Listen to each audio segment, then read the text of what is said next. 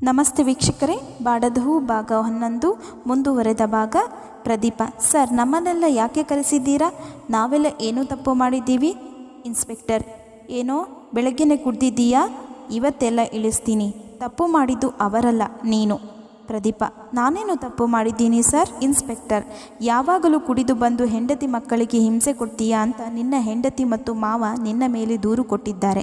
ಇದನ್ನು ಕೇಳಿ ಪ್ರದೀಪನಿಗೆ ದೊಡ್ಡ ಆಘಾತವೇ ಆಗಿತ್ತು. ಯಾವಾಗಲೂ ತಾನು ಹೊಡೆದರೆ ಹೊಡೆಸಿಕೊಂಡು ಬೈದರೆ ಬೈಸಿಕೊಂಡು ಇರುವ ಹೆಂಡತಿ ಈ ರೀತಿ ತಿರುಗಿ ಬೀಳಬಹುದೆಂದು ಅವನು ಅಂದುಕೊಂಡಿರಲಿಲ್ಲ. ಪ್ರದೀಪನ ಕೈಕಾಲು ನಡುಗಲಾರಂಭಿಸಿತು. ಹಣೆಯಲ್ಲಿ ಬೆವರಿನ ಸಾಲು ಮೂಡಿತು. ಇಲ್ಲಿಯವರೆಗೆ ಇದ್ದಂತಹ ಧೈರ್ಯವೆಲ್ಲ ಒಮ್ಮೆಲೆ ಕುಸಿದಂತಾಯಿತು. ಇನ್ಸ್ಪೆಕ್ಟರ್: ನಿನ್ನೆ ರಾತ್ರಿ ಅದೇನೋ ಬಹಳ ಪರಾಕ್ರಮ ತೋರಿದ್ರಿ ಅಂತಲ್ವಾ ಹೆಂಡತಿ ಮಗಳ ಮೇಲೆ? ಇಲ್ಲಿಯವರೆಗೆ ನೆನಪಾಗದ ಘಟನೆಗಳೆಲ್ಲ ಇನ್ಸ್ಪೆಕ್ಟರ್ ಕೇಳಿದ ರೀತಿಗೆ ಎಲ್ಲವೂ ನೆನಪಾಗಿ ತಲೆ ತಗ್ಗಿಸಿದ ಪ್ರದೀಪ ಮತ್ತೆ ತಲೆ ಎತ್ತುವ ಸಾಹಸವನ್ನೇ ಮಾಡಲಿಲ್ಲ.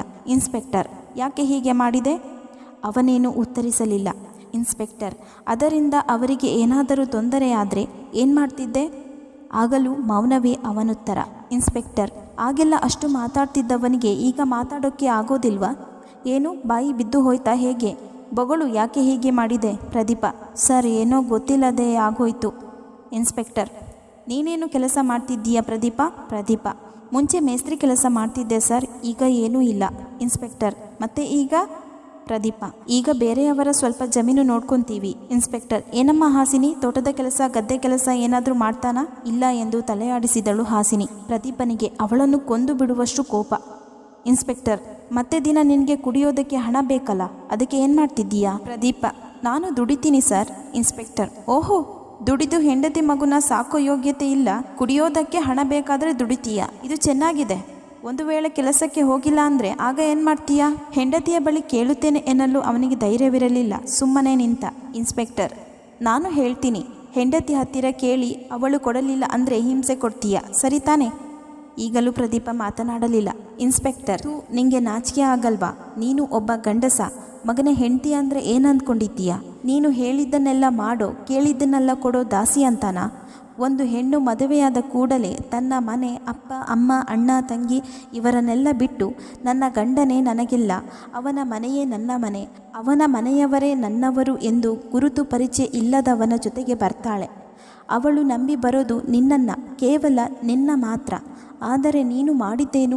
ಅವಳನ್ನು ಒಳ್ಳೆಯ ರೀತಿಯಲ್ಲಿ ನೋಡಿಕೊಂಡು ಕಾಯಬೇಕಾದ ನೀನೇ ಅವಳಿಗೆ ಹಿಂಸೆ ಕೊಟ್ಟರೆ ಅವಳೇನು ಮಾಡಬೇಕು? ಪ್ರದೀಪ: ತಪ್ಪಾಯಿತು ಸರ್, ಇನ್ನು ಯಾವತ್ತೂ ಈ ಥರ ಮಾಡಲ್ಲ. ಇನ್ಸ್ಪೆಕ್ಟರ್: ಅದಕ್ಕೆ ನಿನಗೆ ಅವಕಾಶನೇ ಇಲ್ಲ.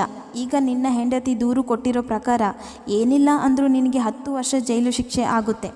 ಆಮೇಲಿನ ಕತೆ ಆಮೇಲೆ ನೋಡೋಣ. ಪ್ರದೀಪ: ದಯವಿಟ್ಟು ಹಾಗೆ ಮಾಡಬೇಡಿ ಸರ್, ನನ್ನ ತಪ್ಪನ್ನು ಖಂಡಿತ ನಾನು ತಿದ್ಕೊತೀನಿ ಸರ್.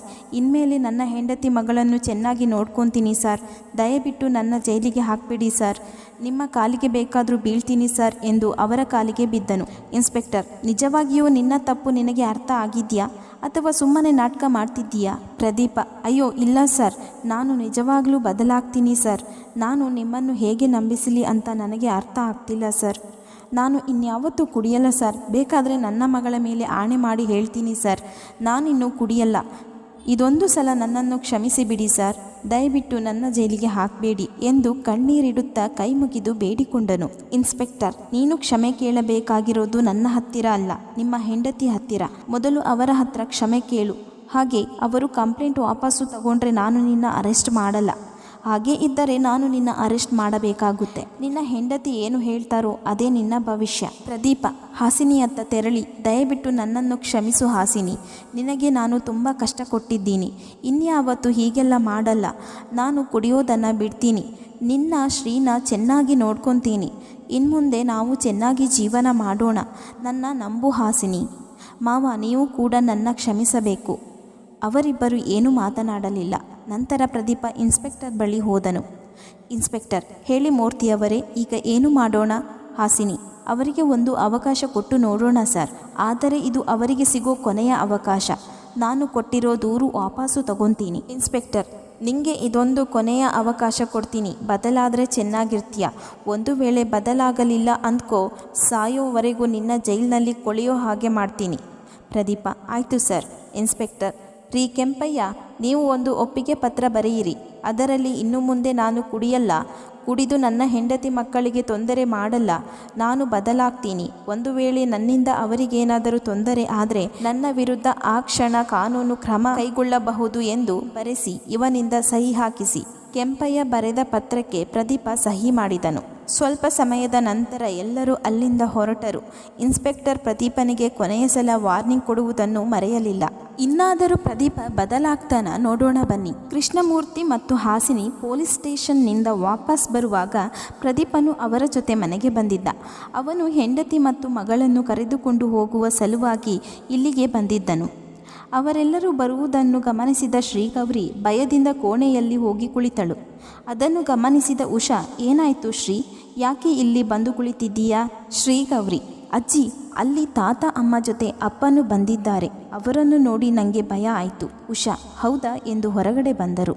ಅಷ್ಟರಲ್ಲಿ ಅವರೇ ಮನೆಯೊಳಗೆ ಬಂದಿದ್ದರು. ಉಷಾ ಮೊದಲ ಬಾರಿ ಮನೆಗೆ ಬಂದ ಅಳಿಯನ ಜೊತೆ ಮಾತನಾಡಲಿಲ್ಲ. ಅಳಿಯನೆಡೆಗೆ ಅವರ ನೋಟವೇಕೋ ಕೃಷ್ಣಮೂರ್ತಿಯವರಿಗೆ ಹಿಡಿಸಲಿಲ್ಲ. ಉಷಾ ಅವರಿಗೆ ಕುಡಿಯೋಕ್ಕೆ ಏನಾದರೂ ಕೊಡು ಎಂದು ಅವರ ಕೋಣೆಯೊಳಗೆ ಹೋದರು. ಅವರನ್ನು ಹಿಂಬಾಲಿಸಿದ ಉಷಾ, ಅವನು ಯಾಕೆ ಮತ್ತೆ ಇಲ್ಲಿಗೆ ಬಂದಿದ್ದಾನೆ? ಕೃಷ್ಣಮೂರ್ತಿ, ಅವನು ತನ್ನ ತಪ್ಪನ್ನು ಒಪ್ಕೊಂಡು ಇನ್ಮೇಲೆ ಬದಲಾಗ್ತೀನಿ ಅಂತ ಹೇಳಿದ್ದಾನೆ ಕಣೆ. ಉಷಾ, ಅದಕ್ಕೆ ಮಗಳನ್ನು ಅವನ ಜೊತೆ ಕಳಿಸೋದು ಅಂತ ತೀರ್ಮಾನ ಮಾಡಿದ್ದೀರಾ? ಕೃಷ್ಣಮೂರ್ತಿ, ಹೌದು. ಹಾಸಿನಿ ಕೂಡ ಅವನ ಜೊತೆ ಹೋಗೋಕ್ಕೆ ಒಪ್ಪಿದ್ದಾಳೆ. ಪೊಲೀಸ್ ಸ್ಟೇಷನ್ನಲ್ಲಿ ಕೂಡ ಅದೇ ತೀರ್ಮಾನ ಆಗಿದೆ. ಉಷಾ, ಯಾರು ಏನೇ ಹೇಳಿದರೂ ನಾನಂತೂ ನನ್ನ ಮಗಳನ್ನು ಎಲ್ಲಿಗೂ ಕಳಿಸಲ್ಲ. ಕೃಷ್ಣಮೂರ್ತಿ, ಹಾಗಂದರೆ ಹೇಗೆ ಉಷಾ? ಅವನು ತಪ್ಪು ಮಾಡಿದ್ದಾನೆ, ಇಲ್ಲ ಅಂತ ನಾನು ಹೇಳ್ತಿಲ್ಲ. ಆದರೆ ಈಗ ಆ ತಪ್ಪನ್ನು ತಿದ್ಕೊತೀನಿ, ಸರಿ ದಾರಿಯಲ್ಲಿ ಹೋಗೋಕ್ಕೆ ಒಂದು ಅವಕಾಶ ಕೊಡಿ ಅಂತ ಕೇಳುವಾಗ ಹೇಗೆ ಒಪ್ಕೊಳ್ಳೋದೇ ಇರೋದು? ಉಷಾ, ನನ್ನ ಹತ್ತಿರ ಏನು ಹೇಳೋಕೆ ಬರಬೇಡಿ. ನಾನು ನನ್ನ ಮಗಳನ್ನು ಎಲ್ಲಿಗೂ ಕಳಿಸಲ್ಲ ಅಷ್ಟೆ ಎಂದು ಹೇಳಿ ಒಳಗಡೆ ಹೋದರು. ಹಾಸಿನಿ, ಅಮ್ಮ, ಶ್ರೀಯಲ್ಲಿ? ಉಷಾ, ಕೋಣೆಯಲ್ಲಿರಬೇಕು ನೋಡು. ಹಾಸಿನಿ ಶ್ರೀಗೌರಿಯನ್ನು ಹುಡುಕುತ್ತಾ ಕೋಣೆಗೆ ಹೋದಳು. ಹಾಸಿನಿ, ಶ್ರೀಪುಟ್ಟ, ಏನು ಮಾಡ್ತಿದ್ದೀಯಾ? ಇಲ್ಯಾಕೆ ಕೂತಿದ್ದೀಯಾ ಮಗಳೇ? ಶ್ರೀಗೌರಿ, ಅಮ್ಮ, ನನಗೆ ಹೊರಗಡೆ ಬರೋಕ್ಕೆ ನನಗೆ ಭಯ ಆಗ್ತಿದೆ. ಹಾಸಿನಿ, ಯಾಕೆ ಮಗಳೇ, ಏನಾಯಿತು? ಶ್ರೀಗೌರಿ, ಅಮ್ಮ, ನಿಮ್ಮ ಜೊತೆ ಅಪ್ಪನೂ ಬಂದಿದ್ದಾರೆ. ಅವರನ್ನು ನೋಡಿದರೆ ನನಗೆ ಭಯ ಆಗತ್ತಮ್ಮ. ಹಾಸಿನಿ, ಹಾಗೆಲ್ಲ ಭಯ ಪಡಬಾರ್ದು ಶ್ರೀ. ಅಪ್ಪ ಈಗ ನಮಗೇನು ಮಾಡಲ್ಲ. ಅವರ ತಪ್ಪು ಅವರಿಗೆ ಈಗ ಅರ್ಥ ಆಗಿದೆ. ಅವರು ಬದಲಾಗ್ತಾರೆ. ನೀನು ಭಯ ಪಡಬೇಡ, ನಿನ್ನ ಜೊತೆ ನಾನಿದ್ದೀನಿ. ಶ್ರೀಗೌರಿ, ಅಮ್ಮ, ಆದರೂ ನನಗೆ ಭಯ ಆಗತ್ತಮ್ಮ. ಹಾಸಿನಿ, ನಾನಿದ್ದೀನಿ ಅಂತ ಹೇಳಿಲ್ವಾ? ಮತ್ತ್ಯಾಕೆ ಭಯ? ಬಾ ನನ್ನ ಜೊತೆ. ಶ್ರೀಗೌರಿ, ಇಲ್ಲ ಅಮ್ಮ, ನಾನಿಲ್ಲೇ ಇರ್ತೀನಿ, ಎಲ್ಲಿಗೂ ಬರಲ್ಲ. ಹಾಸಿನಿ, ಹೇಳಿದ ಮಾತು ಕೇಳಬೇಕು ಶ್ರೀ, ಸುಮ್ಮನೆ ಬಾ ನೀನು ಎಂದು ಕೈ ಹಿಡಿದು ಕರೆದುಕೊಂಡು ಹೋದಳು. ಅಷ್ಟರಲ್ಲಿ ಉಷಾ ಪ್ರದೀಪನಿಗೆ ಕುಡಿಯೋಕೆ ಕಾಫಿ ಕೊಟ್ಟು, ನೋಡಪ್ಪ ಪ್ರದೀಪ, ನೀನು ಇಲ್ಲಿಯವರೆಗೆ ಏನೇನು ಮಾಡಿದ್ದೀಯಾ ಅಂತ ನಿನಗೆ ಗೊತ್ತು. ಅದನ್ನು ನಾನೇನು ಬಿಡಿಸಿ ಹೇಳಬೇಕಾಗಿಲ್ಲ. ಅದಕ್ಕೆ ನನ್ನ ಮಗಳನ್ನು ನಿನ್ನ ಜೊತೆ ಕಳಿಸೋಕೆ ನಾನು ತಯಾರಿಲ್ಲ. ನಾನು ಕಳಿಸೋದೂ ಇಲ್ಲ. ಅವಳು ಇಲ್ಲೇ ಇರಲಿ. ನೀನು ಬೇಕಾದರೆ ವಾರಕ್ಕೊಮ್ಮೆ ಬಂದು ಹೋಗು. ಪ್ರದೀಪ ಉಷಾರ ಕಾಲಿಗೆ ಬೀಳುತ್ತಾ, ಅತ್ತೆ, ಇಲ್ಲಿಯವರೆಗೆ ನಾನು ತುಂಬ ತಪ್ಪುಗಳನ್ನು ಮಾಡಿದ್ದೀನಿ. ನಿಮ್ಮ ಮಗಳಿಗೆ ಕೊಡಬಾರದ ಹಿಂಸೆ ಕೊಟ್ಟಿದ್ದೀನಿ. ನಿನ್ನೆಯಂತೂ ಮನುಷ್ಯತ್ವ ಮರೆತು ಮೃಗದ ಹಾಗೆ ವರ್ತಿಸಿದ್ದೀನಿ. ಆದರೆ ಇನ್ಮುಂದೆ ನನ್ನಿಂದ ಯಾವುದೇ ತಪ್ಪುಗಳಾಗದ ರೀತಿ ನೋಡ್ಕೊತೀನಿ. ಇನ್ಮೇಲೆ ನಾನು ಕುಡಿಯಲ್ಲ ಅತ್ತೆ. ಹಾಸಿನಿ ಮತ್ತು ಶ್ರೀನ ನಾನು ಚೆನ್ನಾಗಿ ನೋಡ್ಕೊತೀನಿ. ದಯವಿಟ್ಟು ನನ್ನ ಕ್ಷಮಿಸಿ. ನನ್ನ ತಪ್ಪು ತಿದ್ದಿಕೊಳ್ಳೋಕ್ಕೆ ಒಂದು ಅವಕಾಶ ಕೊಡಿಯತ್ತೆ. ಉಷಾ, ಏಳಪ್ಪ ಮೇಲೆ. ಹಾಸಿನಿ, ನೀನು ಇವನ ಜೊತೆ ಹೋಗ್ತೀಯಾ? ಹಾಸಿನಿ, ಹೌದಮ್ಮ. ಉಷಾ, ಪ್ರದೀಪ, ಇದು ನಾನು ನಿನಗೆ ಕೊಡ್ತಿರೋ ಕೊನೆಯ ಅವಕಾಶ. ನೀನು ಮತ್ತೆ ಕುಡಿದು ಬಂದು ನನ್ನ ಮಗಳನ್ನು ಹಿಂಸೆ ಮಾಡಿದರೆ ಅವತ್ತೇ ನನ್ನ ಮಗಳು ನನ್ನ ಮನೆಯಲ್ಲಿರ್ತಾಳೆ ಎಂದರು. ಪ್ರದೀಪ ಮಗಳ ಬಳಿ ಹೋಗಿ, ಶ್ರೀ, ನನ್ನನ್ನು ಕ್ಷಮಿಸು ಮಗಳೇ. ಈ ಅಪ್ಪಂಗೆ ಬುದ್ಧಿ ಇಲ್ಲದೆ ನಿಮಗೆ ತುಂಬ ತೊಂದರೆ ಕೊಟ್ಟೆ. ಇನ್ಯಾವತ್ತೂ ಅಪ್ಪ ಆ ರೀತಿ ಮಾಡಲ್ಲ. ನಿನ್ನ ರಾಜಕುಮಾರಿ ಥರ ನೋಡ್ಕೊತೀನಿ ಎಂದು ಮಗಳ ಹಣೆಗೆ ಪ್ರೀತಿಯ ಮುತ್ತಿಟ್ಟನು. ಹಾಸಿನಿ ಮತ್ತು ಪ್ರದೀಪ ಶ್ರೀಯ ಜೊತೆಗೆ ತಮ್ಮ ಮನೆಗೆ ಬಂದರು. ಅಂದಿನಿಂದ ಹಾಸಿನಿಯ ಜೀವನ ನಿಜಕ್ಕೂ ಬದಲಾಗಿತ್ತು. ಪ್ರದೀಪ ಕುಡಿಯುವುದನ್ನು ನಿಲ್ಲಿಸಿಬಿಟ್ಟಿದ್ದ. ತೋಟದ ಕೆಲಸಗಳಲ್ಲಿ ತಾನೂ ಹೋಗಿ ಹಾಸಿನಿಗೆ ಸಹಾಯ ಮಾಡುತ್ತಿದ್ದ. ಹೊರಗಡೆ ಕೆಲಸ ಇದ್ದ ಸಂದರ್ಭದಲ್ಲಿ ಹೊರಗಡೆಯೂ ಹೋಗಿ ದುಡಿಯುತ್ತಿದ್ದ. ದುಡಿದ ಸಂಬಳದಲ್ಲಿ ಹೆಂಡತಿ ಮಗಳಿಗೆ ಬೇಕಾಗಿದ್ದನ್ನೆಲ್ಲ ತರುತ್ತಿದ್ದ. ಉಳಿದ ಹಣವನ್ನು ಕೈಗೆ ನೀಡುತ್ತಿದ್ದ. ನನಗ್ಯಾಕೆ ಕೊಡ್ತೀರಾ, ನೀವೇ ಇಟ್ಕೊಳ್ಳಿ ಎಂದು ಹಾಸಿನಿ ಅಂದರೆ, ನನ್ನ ಕೈಯಲ್ಲಿ ಇದ್ದರೆ ಖರ್ಚಾಗುತ್ತೆ, ನೀನೇ ಇಟ್ಕೋ ಎನ್ನುತ್ತಿದ್ದ. ಶ್ರೀಗೌರಿ ಕೂಡ ಅಪ್ಪನ ಮೇಲಿನ ಭಯ ಮರೆತು ಅವನೊಂದಿಗೆ ಆಟವಾಡುತ್ತಾ ಕಾಲ ಕಳೆಯುತ್ತಿದ್ದಳು. ಕೃಷ್ಣಮೂರ್ತಿ ಮತ್ತು ಉಷರಿಗೆ ಮಗಳ ಬದುಕು ಈಗಲಾದರೂ ದಡ ಸೇರಿತಲ್ಲ ಎನ್ನುವ ಖುಷಿ. ನಿಜವಾಗಿಯೂ ಹಾಸಿನಿಯ ಬದುಕು ದಡ ಸೇರಿತಾ? ಮುಂದಿನ ಭಾಗದಲ್ಲಿ ನೋಡೋಣ. ಮುಂದಿನ ಭಾಗಕ್ಕಾಗಿ ನಮ್ಮ ಚಾನಲನ್ನು ಸಬ್ಸ್ಕ್ರೈಬ್ ಮಾಡಿಕೊಳ್ಳಿ. ಕತೆ ಇಷ್ಟವಾದರೆ ಲೈಕ್ ಮಾಡಿ, ಶೇರ್ ಮಾಡಿ, ಕಮೆಂಟ್ ಮಾಡಿ. ಆಲಿಸಿದ್ದಕ್ಕಾಗಿ ಧನ್ಯವಾದಗಳು.